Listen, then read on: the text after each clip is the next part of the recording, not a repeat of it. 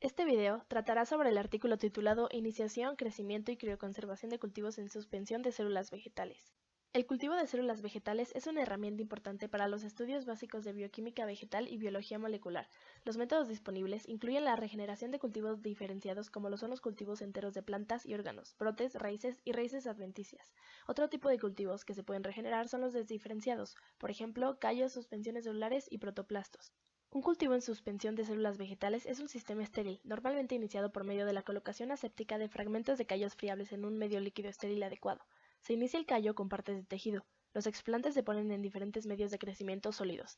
Aparece tejido de callo al cabo de 2 a 6 semanas en el cultivo exitoso. Se corta un callo del explante para ser subcultivado. Este material se puede inocular en medio líquido y por medio de agitación se obtienen cultivos de células en suspensión. El mantenimiento de un cultivo de células en suspensión se refiere a la introducción de medio fresco en intervalos de tiempo para poder mantener el cultivo celular vivo, estable y viable. La manera de lograr esto es mediante 3 métodos de subcultivo. Pesaje de células, que consta en recolectar e inocular cierta masa de células en un nuevo volumen de cultivo fresco. Pipeteo de células. Es la transferencia por pipeteo de un volumen de células en suspensión a un volumen de medio fresco. Vertido de cultivo. Es añadir un volumen de medio fresco directamente al cultivo en suspensión y esto dividirlo en más matraces. Medir los parámetros de crecimiento es importante para poder tener un control, además de datos para una buena reproductibilidad en la producción dentro de un laboratorio o a nivel industrial. El crecimiento puede ser medido por varios métodos basados en diferentes variables. Algunos ejemplos son medición del peso fresco y peso seco conforme pasa el tiempo después de la inoculación, conteo de células con ayuda de un hemocitómetro, medición en la concentración de nutrientes o metabolitos, contenido de ADN y proteínas, y cambio de volumen después de sedimentación, que consta en medir la altura de la masa de células con una regla en el frasco medido.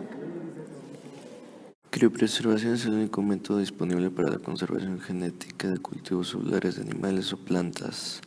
El principio de este método se basa en una deshidratación controlada de células para evitar la formación de cristales durante el congelamiento y descongelamiento con el uso de crioprotectores para las células o tejidos. Existen 3 principales métodos de criopreservación: convencional, controlado, tasa, 2 pasos, equilibrio. En este consiste en 4 pasos: precrecimiento, crioprotección con protectores, 1 o 2 molar, congelamiento a una tasa óptima y almacenamiento a muy bajas temperaturas de menos 120 grados centígrados con nitrógeno líquido. Vitrificación. Las células se exponen a crioprotectores de alta concentración 5-8 molar a temperaturas no congelantes para su deshidratación plasmólisis. Posteriormente se lleva a cabo un ultracongelamiento por inmersión directa en nitrógeno líquido. Para el descongelamiento se recuperan las células con un calentamiento rápido para evitar la formación de cristales. Encapsulación de deshidratación. Se lleva a cabo la encapsulación de las células en perlas de alginato, las cuales se incuban por varios días en un medio por concentración de sucrosa aumentada. El sistema se seca con una columna de sílica gel o con el aire de la campana de flujo antes de transferirse a nitrógeno líquido.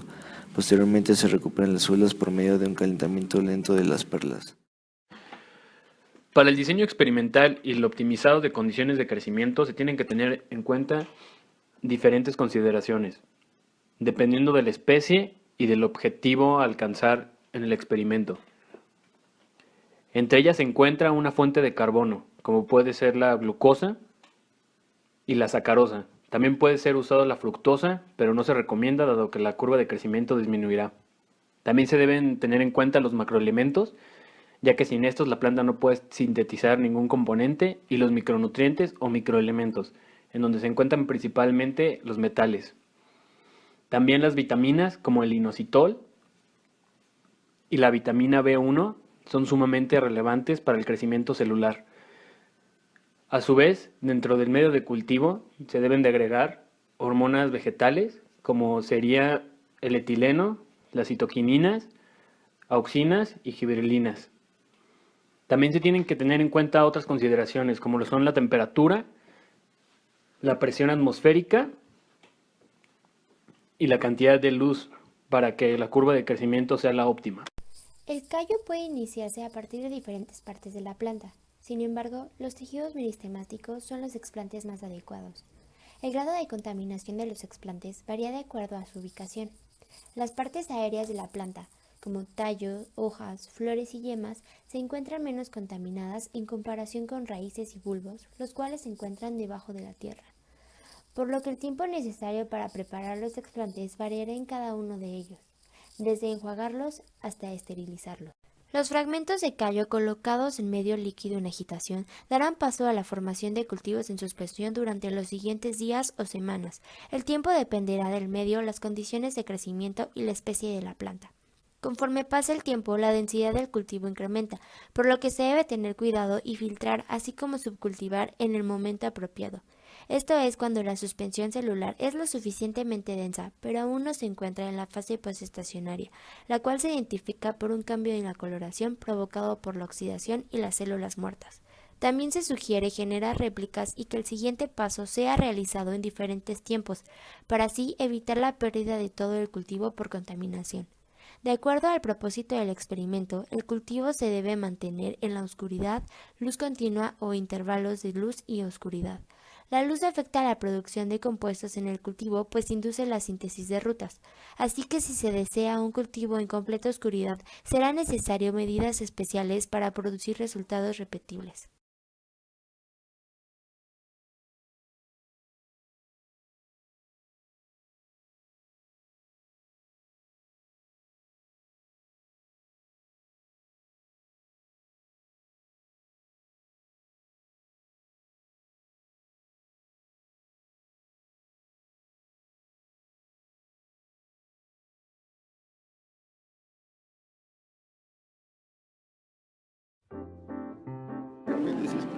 Subcultivo. El intervalo de tiempo antes de que se requiera subcultivar diferirá de acuerdo con la línea celular. La densidad del inóculo también influye en el intervalo de subcultivo. Cuanta más alta sea la densidad del inóculo, más temprana será la fase estacionaria y más corto será el intervalo. El subcultivo se realizará normalmente en un cultivo en suspensión celular al final de la fase logarítmica o en la fase estacionaria temprana, no después de la última fase estacionaria cuando la viabilidad celular es baja. El número de frascos que deben ser subcultivados depende de sí para mantenimiento o para un experimento. Normalmente se utilizan 2 frascos para el mantenimiento. Para evitar la pérdida de líneas celulares debido a la contaminación, algunos frascos del lote del antiguo cultivo de células deben mantenerse intactos, de manera que estos puedan usar más tarde en caso de contaminación del nuevo lote de células subcultivadas. El número de frascos utilizados para un experimento debe determinarse con antelación sobre la base del tiempo transcurrido y del número de repeticiones incluido en el diseño experimental. El curso del tiempo para una curva de crecimiento es normalmente entre 2 y 4 semanas, con observaciones de cada 24 horas para los primeros de 7 a 10 días y cada de 2 a 7 días después de los 10 días de subcultivo. Para un experimento tal como un experimento de crecimiento, alimentación o licitación, se deben usar al menos 3 matrices o por observación para poder calcular un valor de desviación estándar. Para mejorar la reproducibilidad, se sugiere el subcultivo mediante células de pesaje.